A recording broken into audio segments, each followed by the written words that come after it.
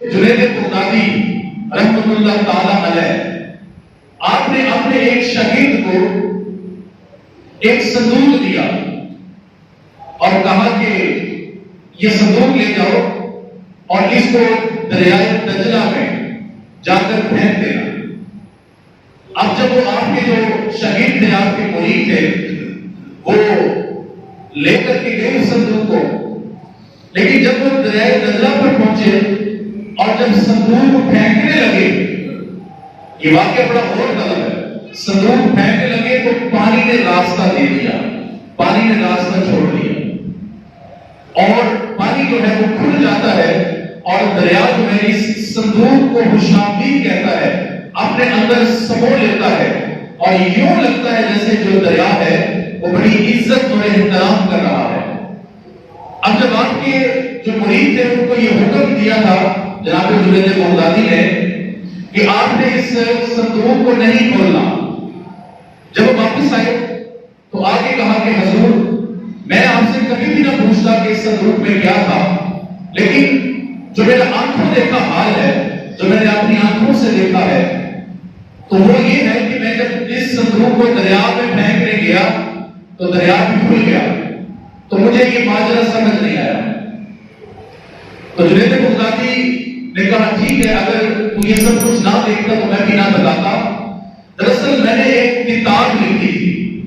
اب یہ دو روایات ہیں، ایک میں 10 سال کا ذکر کیا گیا ہے اور ایک میں 12 سال کا ذکر کیا گیا۔ تو جنید بغدادی فرماتے ہیں کہ میں نے 10 سال لگائے یا 12 سال لگائے اور ایک کتاب لکھنے کے لیے اپنا ذہن بنایا،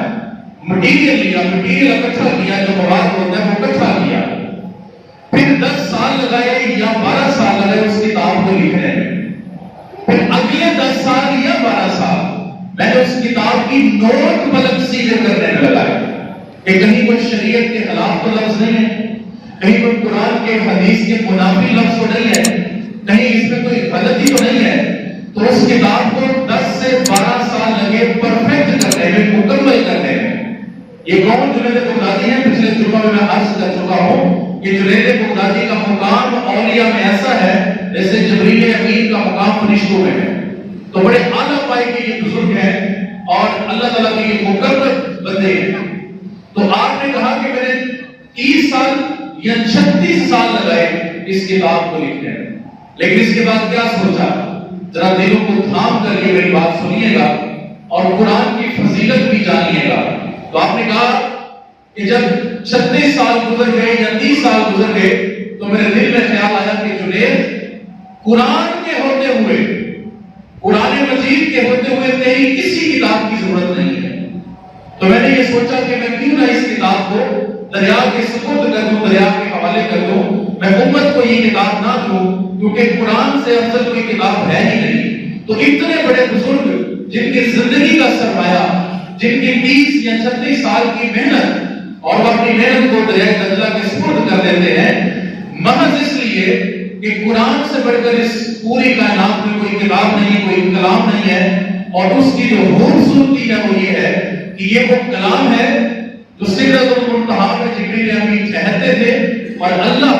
زبان سے پاک ہے، اللہ جس طرح ہم ہیں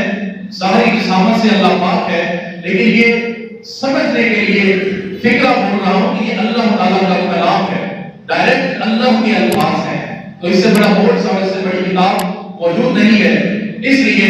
میرے مسلمان بھائیوں، میرے بزرگوں،